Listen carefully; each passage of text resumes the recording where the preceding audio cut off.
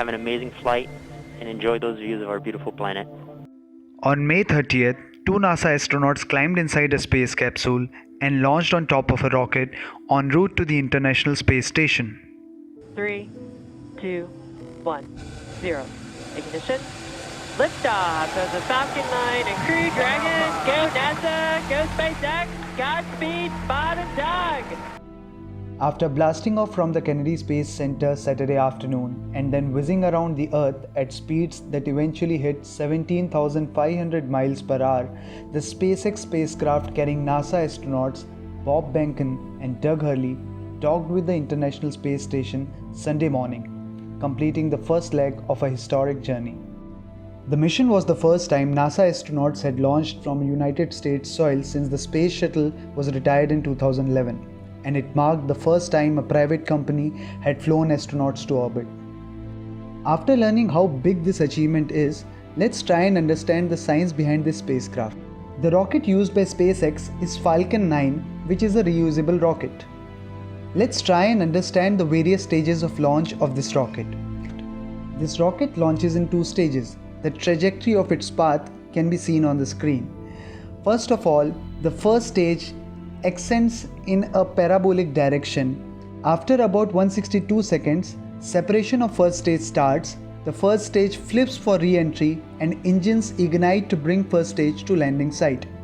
The second stage carries Crew Dragon into orbit, and finally Crew Dragon separates and heads for the International Space Station. Now let's try and understand the various parts of Falcon 9 rocket and the functions they perform. The first part is octaweb mating. The metal octaweb structure that houses the Merlin engines is vital to the Falcon 9's first stage.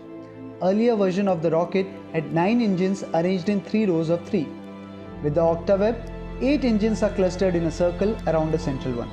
The different arrangement is more than just aesthetic.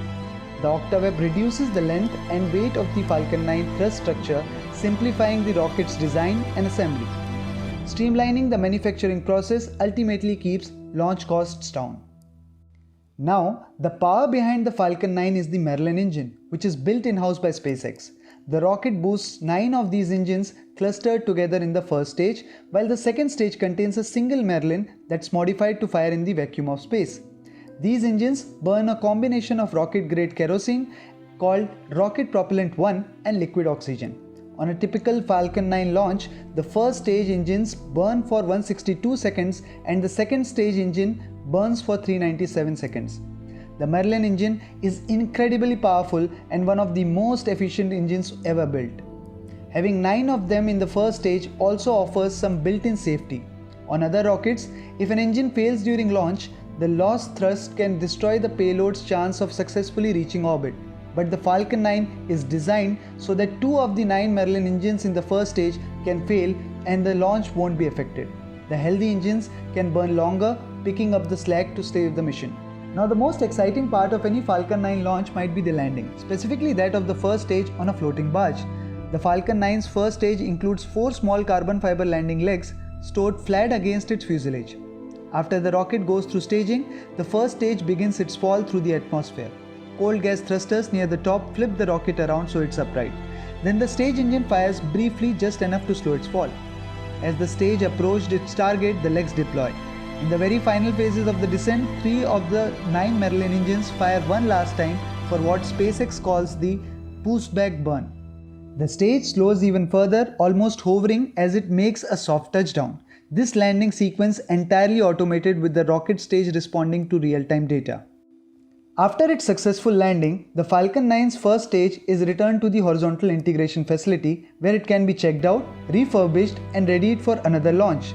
Reusing the stage is much cheaper than building a new one for every launch. The SES-10 mission in March 2017 was the first time a core stage of an orbit-capable rocket has been reused, and the cost was substantially less than half of what it would have cost to build a brand new stage. With this, I would like to end this lesson on a beautiful topic of SpaceX mission. I hope you all enjoyed this lesson. Please do share and subscribe to Net Academy for more such interesting videos and content.